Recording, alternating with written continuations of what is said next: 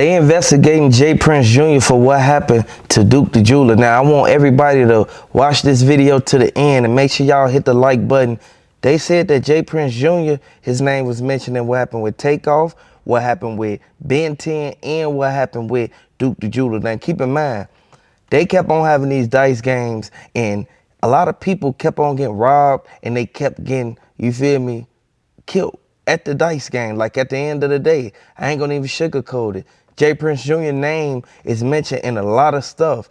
He know for a fact that by him being in Houston and not being in no other state, he feel he got control over certain things that go on. Now, it's not a coincidence that the feds bringing up Jay Prince Jr. name for being in the vicinity of certain crimes that happened throughout these years. I want everybody to know it's sad what happened to Duke the Jeweler. I would like to say RIP Duke the Jewelers. If you a fan of Duke the Jeweler, drop them RIP Duke the Jewelers down in the comment section. Now, Duke the Jeweler, his family members, they press charges. They put in the paperwork so that they can be able to bring up a trial for what happened. I want everybody to know this sad, man, but if you're a fan of Duke the Jeweler, hit the like button. Let me know if you think that Boosie, Jay Prince Jr. and the rest of them set Duke the Jeweler up. They said Duke the Jeweler girlfriend was inside of the dice game recording the whole time. His friend was on the other side of him. Once he went on the other side of that pool table, Boosie nephew, he kept on watching him the whole time. Now, keep in mind, Boosie nephew, he one of the main ones who was right there in the middle of everything. And the feds, they kept on looking at him as if he was a prime suspect in what's going on. Now, everybody sat there and thought that Boosie was the only one who played a part in this. When Jay Prince Jr., he was the main one who sent the people that was in mob ties to work with the dude that was with Boosie to do that to Duke the Jeweler. Now, keep in mind, the Fed said they took over $1.2 million worth of jewelry.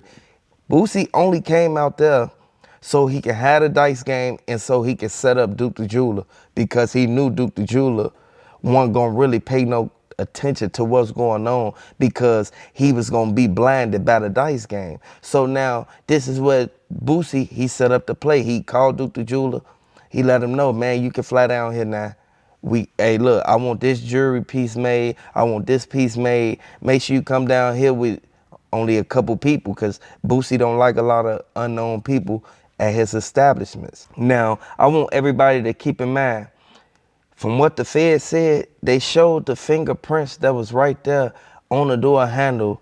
It was so many people who had touched that door handle, but it was Boosie and Duke the Jeweler who went in that room. I want y'all to know, by them even going to that house to try to figure out what really happened and what occurred, them calling witnesses, them getting all the evidence from the parking garage and stuff like that, it goes to show that they only building the case against Boosie. Now, keep in mind, Boosie, he one of the main ones who was right there with Jay Prince Jr.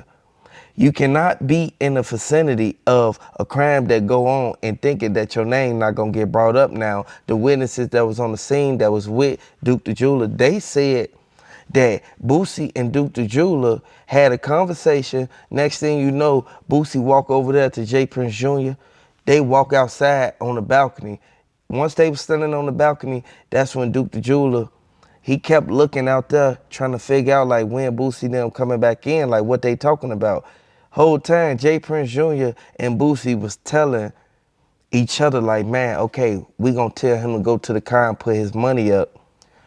And then we gonna send the dudes out there to do that to him. Now keep in mind, all this is in the statement. All this is in the paperwork that they got on Duke the Jeweler. Duke the Jeweler, he had one mission, to come there, sell the jewelry and go back home. It didn't happen like that. Boosie kind of put himself in a messed up predicament because even though he just beat the case for the gun out there in California, look what's happening now. Now the feds just raided his crib.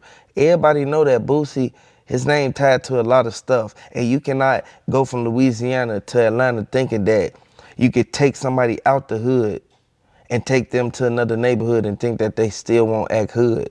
Y'all already know what's going on, and Boosie did all that time for the stuff that he paid Marlo Mike to do, and then get out and still got his name up and stuff similar to what happened with Marlo Mike. I want everybody to know this sad, man. But the toughest guy ain't in Houston. The toughest guy ain't in Louisiana. The toughest guy ain't in Atlanta. Everybody got their own way of doing things, but the Fed said that Boosie, J. Prince Jr., they think that they unstoppable. And I want everybody to keep in mind, Boosie nephew, the dude that was with him with the dreads, this who they saying who did it.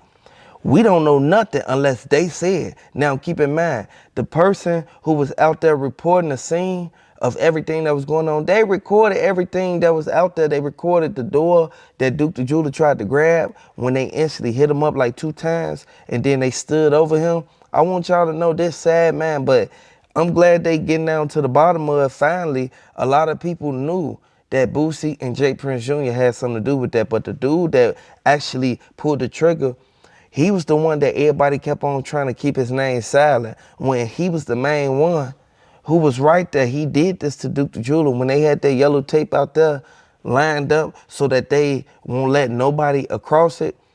That's when they instantly, they looking at the whole crowd. They recording everybody out there. It's like when you put out certain footages, they won't let it go through. And they'll, you feel me, make it seem like it's some terrific going on, like horrific going on in the video, and the video won't get out to a lot of people. But I want y'all to know, this sad man, Duke the Jeweler, they getting justice for that man now. And I'm so glad that regardless of how you start, it's how you finish. They started off slow with investigating what's going on because they said J. Prince Jr. and them, they kept on throwing rocks out there saying this, saying that happened, saying this person did it, that person did it. But come to find out, they was the one involved in it. Boosie, he should have never even went out there. He should have never involved himself in this. And I want y'all to hit the like button if y'all a fan of Boosie. Hit the like button if you think that Boosie set up Duke the Jeweler. And I want y'all to drop them 222 for Duke the Jeweler, man.